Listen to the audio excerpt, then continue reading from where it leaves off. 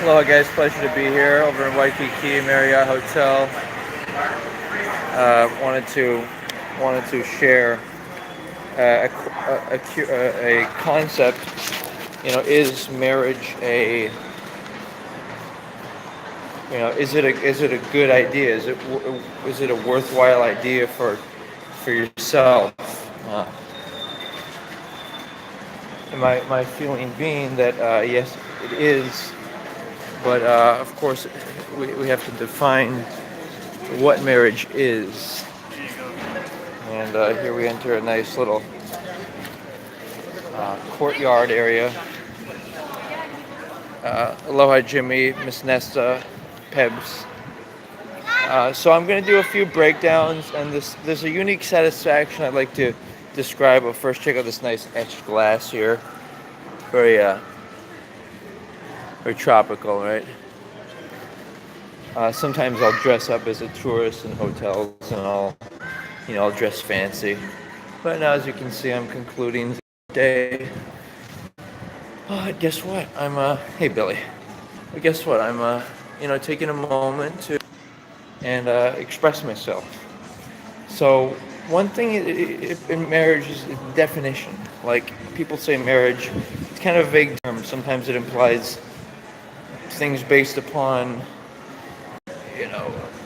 like riches. Sometimes based upon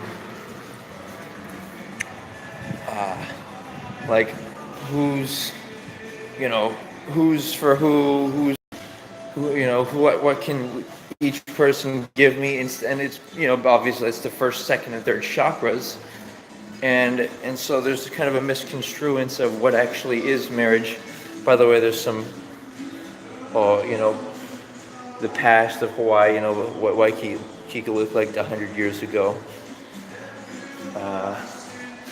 They used to have a trolley going through Waikiki. But in any case, and we hear some Hawaiian music in the background too. But the point being, guys, is that, people, it's all about how you label people in your life. The concept of the dream mate, that's powerful. Being married to your dreams, being married to yourself, committed to yourself. Those are ukuleles. That's like a Hawaiian style instrument.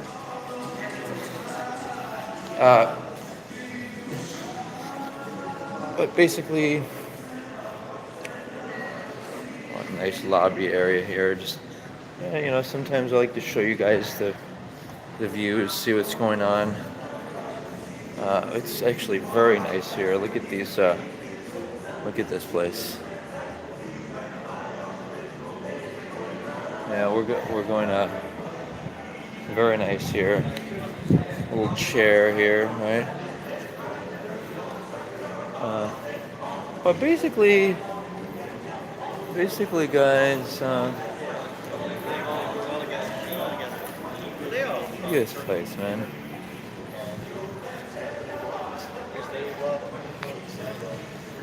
Gonna make my way to the next hotel. Don't want to be an unwelcome guest. But the point being that,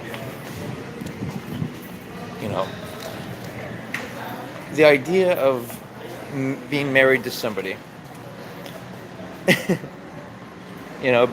being like, cool little effects there. It's not something you want to do at random, right? It's something you want it to be like purposeful. Like I'm doing this for a reason. I have an agenda here. I want to accomplish something in life, and sometimes how can you know what you really like or what you're really interested in unless you have a clear written understanding of that. And that's what's meant by being committed to oneself, and knowing yourself, being truthful to yourself.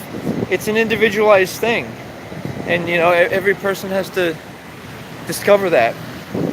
But there's something powerful about the very concept of walking into a room and believing you're married. Like, for example, not feeling worried about what people think of your body, because there is already somebody there for you. And the theory implies of the dream mate is that somebody has a mutual physical attraction to you, and they're not somebody that is going to uh, they're not gonna, it's not someone who likes you. It's not a fake thing, it's a real thing. It's not, it you know you don't want somebody to pretend to like you, or pretend to have a physical attraction to you, or mental, cerebral, or personality attraction to you, if they actually do not. Right? And the same token, that's funny, you guys are engaging in the little dialogue of the God and Swindler and the DX, whatever they're called, AX, whatever. That's an interesting little drama that plays out. Want to respect, everyone's rights to do things, and sometimes be a little pranky, sometimes be, a little mischievous online. But like I'm saying, guys, it's walking into a room, and knowing that you're married to yourself. I wear a wedding ring to indicate that, and just feeling good about that. Like I said, like, even if you're not happy with your body or anything, you're gonna feel so rich. Think about it like as if you're already married. How would you feel? How would you think? How would you be so concerned about what others think of you? And that's the paradox. The body, or the ego, always wants to impress everyone except for your dream mate, your spouse. Like, think about who do you live for? Who's the person that you are totally committed to? And that would be a question mark. And of course, the answer being yourself.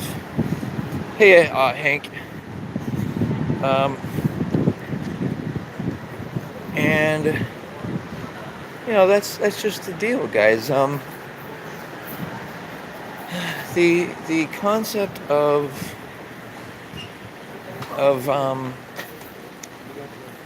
marriage is sometimes, like I said, misconstrued, like it's something that is some type of written, contractual, verbal obligation. Check out the scenery here, guys. Waikiki Beach.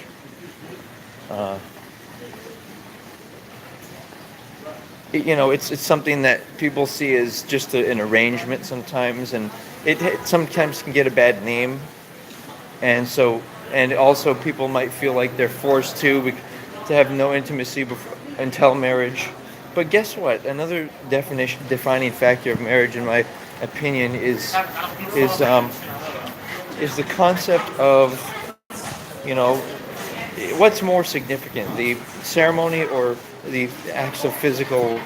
That would be my question to you. Have a good night, Billy.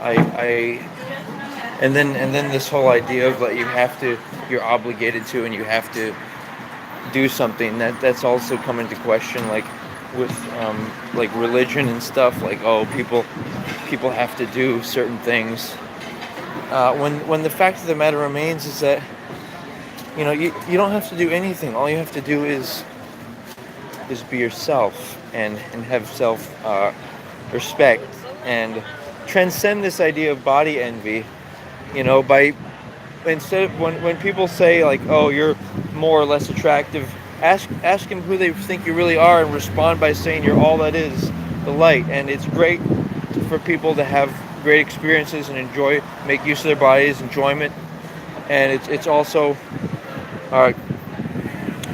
great for people to respect each other's right to religious freedom, freedom of doing what they want, uh, and and uh,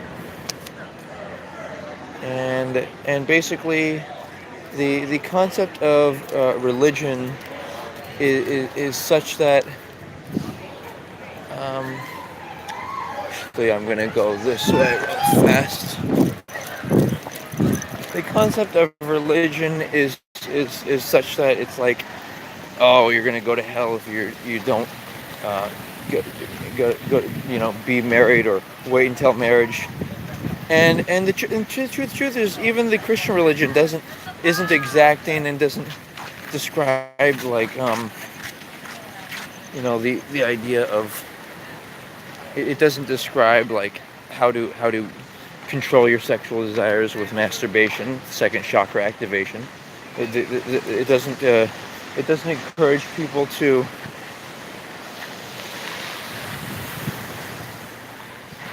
it does not encourage people uh,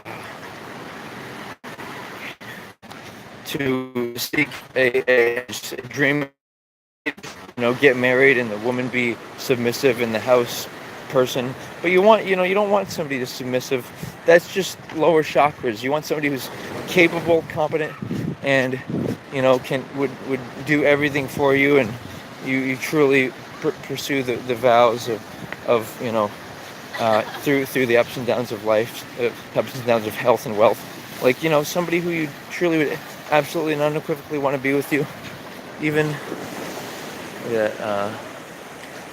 we got ocean right there, man. Look at this place, man. Very, very nice little view of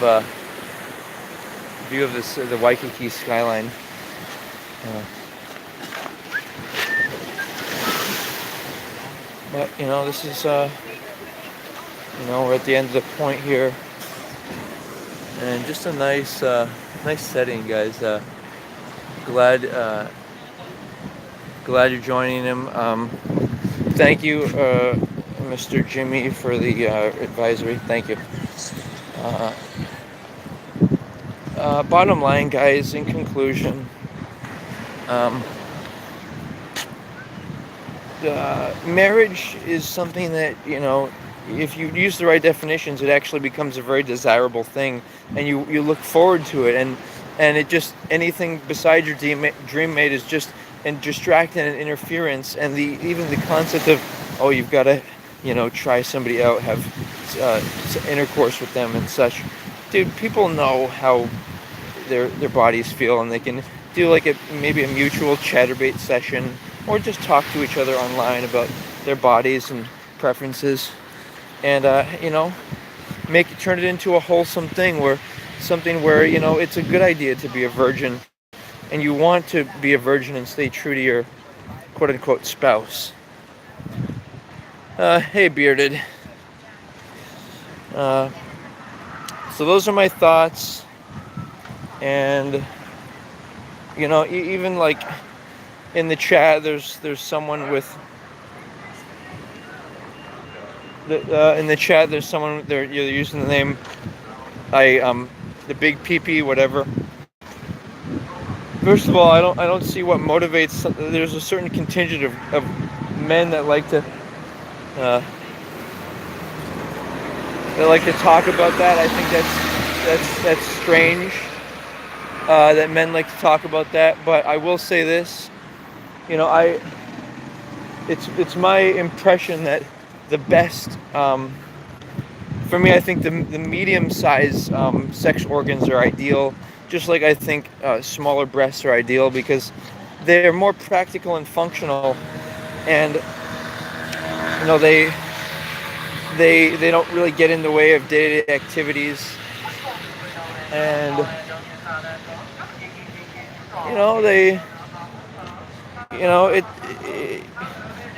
it should be a personal thing, like sexuality. It should be a sacred thing. That the paradox is that people who are like all like flirtatious and engage into casual, non-committal, half-hearted engagements, they're actually I find them to be unhappy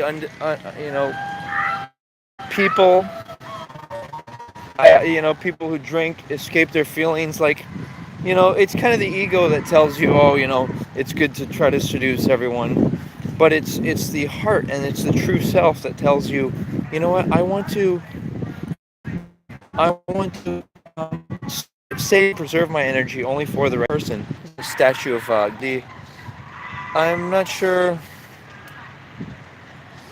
I'm not sure what his agenda was, but I know that I think a lot of the monks, they take a vow of celibacy. I don't know if that means no masturbation as well, but I think the whole meaningfulness of life is, for me and others, have intimacy, and enjoy it. It's all about like it's all about being spontaneous and enjoying life, but it's all also about your dreams, and somebody else who has those same dreams, somebody who you could at you know at you could say absolutely and unequivocally, oh, I want to be with this person, even if they're older, even if they're in a wheelchair. Just something special, and a reminder that many people find many people attractive. um, you got to go into more detail, not just, oh, fit a nice body, nice. You've got to go in order to have a true lifetime relationship. You need that extra boost. So, considering that, I want to say aloha from Waikiki. Just take care, and you guys, you guys be well.